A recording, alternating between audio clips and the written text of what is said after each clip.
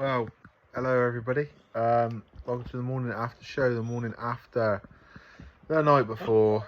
Liverpool 2, Newcastle United 1. Liverpool win the game in the dying seconds, the 8th minute of 5 added minutes of injury time. Frustrating, yes. However, the overriding feeling is one of pride. I'll be totally honest, I didn't expect us to win the game. I was quietly optimistic we might be able to get something. However, you factor in Liverpool. I know one game doesn't mean anything, but Liverpool just thumped Bournemouth 9-0. You'd think that was like, right, now we can start sort of feeling.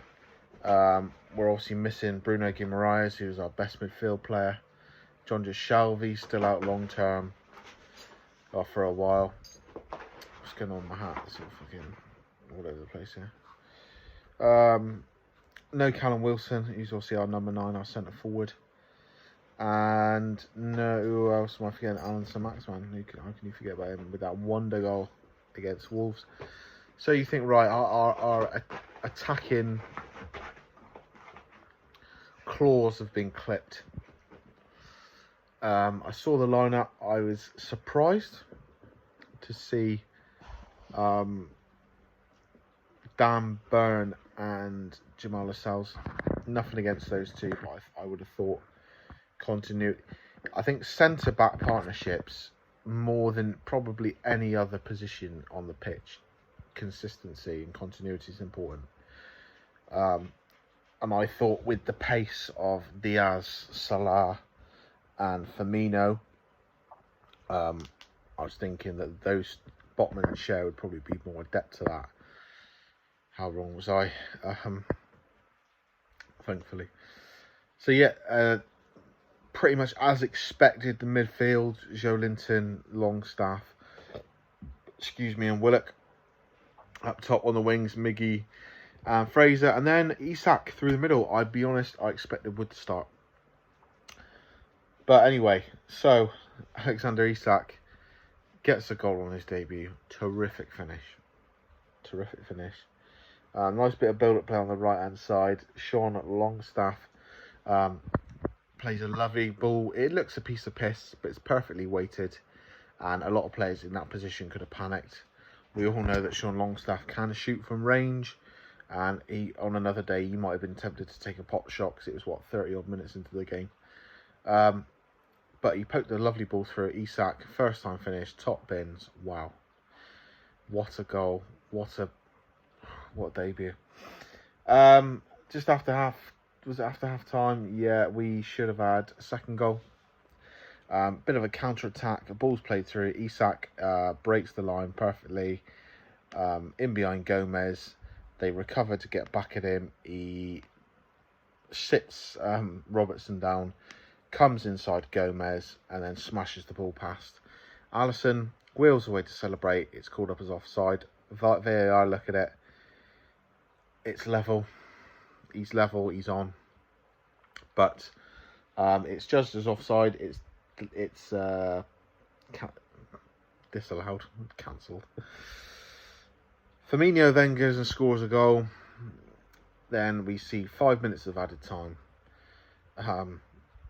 Then this goes on and on and on, and they score in the 90. I think it's 97-31 or something like that. It's down on paper. It's 98th minute. We've been accused of time wasting. I'll get to that in a minute. So yeah, they score in the last few seconds of the game. Fabio Carvalho, what's been described as a wonderful goal, a brilliant goal. There's nothing particularly wonderful or brilliant about it apart from the timing, really.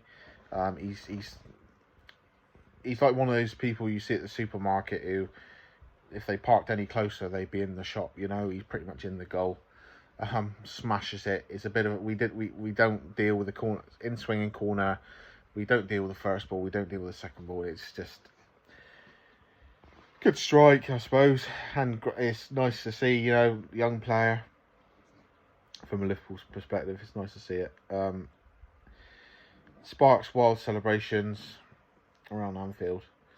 Then I'm just going to cover this quickly. There's a bit of niggle between the benches. I've heard apparently that one of our staff might have been one of the players on the bench threw something at Jurgen and his team. You see on social media, there's a still of as a female. I assume she's got blue gloves on, so I'm assuming she's a medic or something.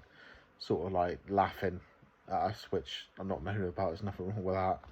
And then one of their male staff is giving the V's to the Newcastle players staff, and which you think is a bit unprofessional, a bit silly, really, considering the game was live on BT Sport, feature game. It's going to be all over, cameras everywhere, and it's just it makes itself look like a bit of a twat, really. Yeah, there's a lot of niggle. Jurgen's doing his best to sort of dominate the technical area and big brother people and bully people like he does. Terrific manager, but I've noticed that really about him. He thinks, because he's quite a tall bloke and he's dominating, you know, but Eddie's not going to get involved in that. You know, that's not his scene. Fabian Schär was giving it verbal, which is nice to see, because you know, if we want to compete, or if any team, you don't go to places like Anfield and just lie down. You got to bite back. You got to you know, you can't let them bully you. Just a quick one on Klopp. I don't like what he did to Scott Parker the other day. You know, consoling him during the game. Again, he's like big brother and people. You know, reminds me of different sport, but Anderson Silva, if anyone knows who he is, ex-UFC middleweight champion, unbelievable fighter. You know, he scat someone on their ass, and then mid-fight, right in the middle of the fight, and then he went to give him a hand up as if to say, you know, it's just patronising. But anyway, they're entitled to celebrate. I think they went a bit over the top, and we justifiably didn't bit back. Gutted the way that ended. I'll get to the positives in a minute, and there is plenty, believe you me. But yeah, we were accused of time wasting, because obviously we were, but you know, of like it's been spoken about like it's a cardinal sin. Klopp sort of smugly said, you know, that's the best way to answer that sort of anti. It's a bit like, I remember that the papers in Spain during the Mourinho era at Madrid, like Mourinho were very physical. Madrid were very physical whenever they played Barcelona, because that's the way you have to do it. And it's like, oh, you're not allowed to do that, you know. I remember when I used to play like youth football, like you foul somebody, I was a defender, and like, what are you doing? It's like, well, it's my job to stop you. It's almost like you're not allowed to. You know, that's the thing about football. There's many ways to win, and look at Stoke City. They got on for years playing a particular way. But yeah, they got Liverpool fans in particular moaning about the time wasting, as if we're the first team to ever try and run the clock down. A bit like Virgil van Dijk when he got injured. He was the only player in the history of football that's ever got an injury. Poor him. But yeah, I've just seen on social media a lot of Liverpool fans sort of let themselves down, really. You know, they're incredibly successful club. They've had a lot of success in the last 6 years. They've got one of the best teams in the world, and just don't know, a sense of entitlement creeping into some parts of their fan base, I suspect. But anyway, enough of that. Fucking fuming, mate. But enough of that. Every single player in that starting 11 was fucking incredible last night. One, Nick Pope with the goalkeeping coaches might think, why am I not coming and smashing that ball away the corner? But apart from that, he was fantastic. Trippier was a leader. Jamal Lascelles, I was like, oh, I don't know how he's going to cope with the pace of Diaz, Salah and Firmino. Not a problem. He and Byrne were colossal last night. Communication, leadership, real grit, desire, physicality, would not back down, We are fucking keeping this door closed at all times. Joe Willock was good. Very good. There's a couple of times where I wish he just put his laces through the fucking ball and smashed it into the stand. Sean Longstaff, very good. Obviously with an assist. He got a little bit flustered at the end, towards the end when they pressured us, and he went to pass out to Trippier and put it out. But he battled hard, he tackled, he chased. Joe Linton was the pantomime villain towards the end with his cramp and whatnot, but cramp does happen. A bit of shithousery. I think if he'd have come off the pitch, it would have been the most noise the Liverpool fans made all night. Bit of shithousery from him, but you need that. Like I said, you can't go to places like Liverpool and just let them play the way they want to play. Definitely not. Excellent. Miggy, excellent. Fraser, excellent. Isak, played about an hour, but excellent. Got 2 fantastic goals. You're probably thinking, hang on, you've forgotten someone. Oh no. Matt Targett was exceptional last night. He had Mo Salah in his back pocket. They tried targeting, ironic, him the whole game down that side. And it was like watching Ashley Cole. I'm not saying he's on Ashley Cole's level, but every time they come down, it's like, nope, nope, nope. Yes, Byrne covered him a few times, as someone pointed out to me on Facebook last night. But he was awesome. What a performance. What a performance. My father, I watched it with him, and my father and my brother, both Liverpool fans. My father pointed it out numerous times that Target's excellent, and I was like, yeah, he was sensational last night. Brilliant. If he carries on playing like that, what a player we bought for 15 million quid. But in terms of player performances, I don't think you can fault. It's obvious that we've not got the strength in depth, but then again, we've got 4 of our top players injured. Jacob Murphy and Chris Wood came on. Murphy's obviously, I love him as a player. I love his attitude. I love he never stops running or trying. He's not afraid to try things. And I think he's a good Premier League player, but bringing him on, you could tell he was a rung below Fraser and Almiron last night. I'm not going to go on about his transfer deadline day today. Obviously, I'm not going to go on about that. I can't be bothered because I'm just so pissed off with that loss. But proud of the team. We played well. We didn't deserve to lose. It always feels shit when you lose a game in the last minute, whether you deserve to lose it or not, really. I mean, I'm sure Leicester fans felt like shit after losing to us in the last minute with that Bruno header last season. I mean, they didn't deserve to come away with that game, or with anything with that game, arguably. We definitely did yesterday. However, that is the way it goes. That is the way that's the way it is with football. Sometimes you don't get what you deserve for good or for bad. But yeah, let's hope players can take the positives and a bit of siege mentality, bit of fuck you, and take that on to the next game, Crystal Palace. We were solid last night. We were dogged, we were determined, we were brave, we stood up to Liverpool, we played when we could play, we dug in when we had to dig in. Could we have been a bit more savvy? Joe Linton had the ball on the right hand side. I was cheering. Oh, the light's gone. I was cheering at him to whip the ball in because Anderson was free on the left wing.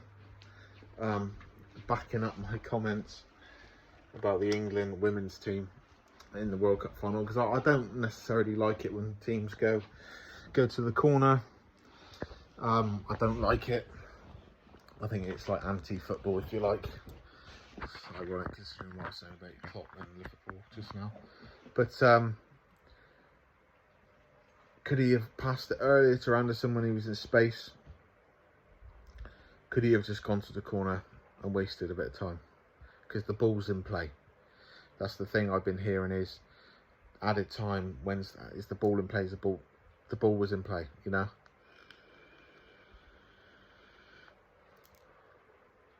It's a bit more. That would have been fine, you know, claiming cramp and knocking the ball out and stuff like that. The ref's just going to keep adding time on, isn't he?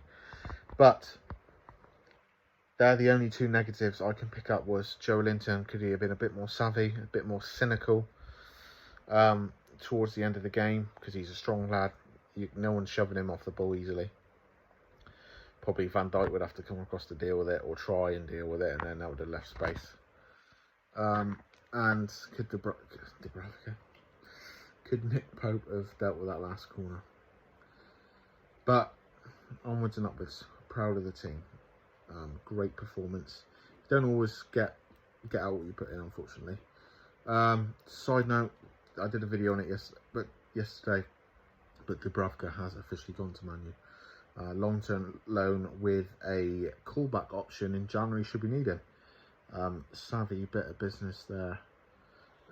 Business acumen by Newcastle United there. I've not heard anything. There is the guy, the right back from West Ham. I forget his name now.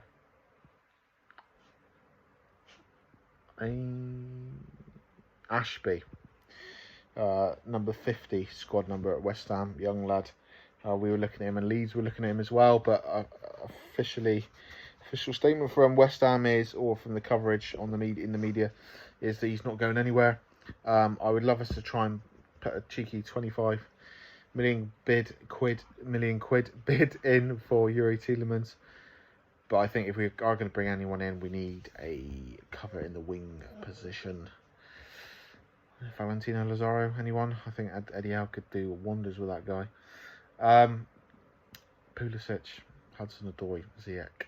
They're just 3 from Chelsea. Who knows? Who knows what we might be able to do, but I think that they're going to be loans. But anyway, still gutted about last night. The time added on. It felt like we're just going to keep playing until Liverpool score here. The time added on. The goal disallowed that shouldn't have been, because it was a lovely goal as well. And what I like about that is you couldn't say that Liverpool had stopped. They played to the whistle. Robertson tried to stop him. Gomez tried to stop him. Harvey Elliott, I think, was back there trying to block. Alisson tried to save it. You know, it wasn't like they'd stopped playing, he just dribbled around them and scored. It was a goal in real time, and a fabulous goal at that. If Isak carries on, I know obviously Haaland is the big dick swinger at the minute. But if Isak carries on like that, I mean, we knew he was good, but I didn't expect him to settle in so quickly. A hostile atmosphere like Liverpool against top defensive players like Alisson and Van Dijk. But there we go. Right, so Crystal Palace Saturday, back at SJP. Obviously, that's our first home game since City, because we played. Who did we play? Tranmere, Wolves, Liverpool. So back to SJP. Hopefully we can get some players back, namely Bruno. I don't think Maxi will play. I don't think Bruno will play, but I think Bruno's probably more likely than Maxi. But if the 3 in midfield can put a performance like that again, there's no reason why we shouldn't beat Palace. Palace, good side, but there's no reason why we shouldn't beat them at home. Anyway, that's that. I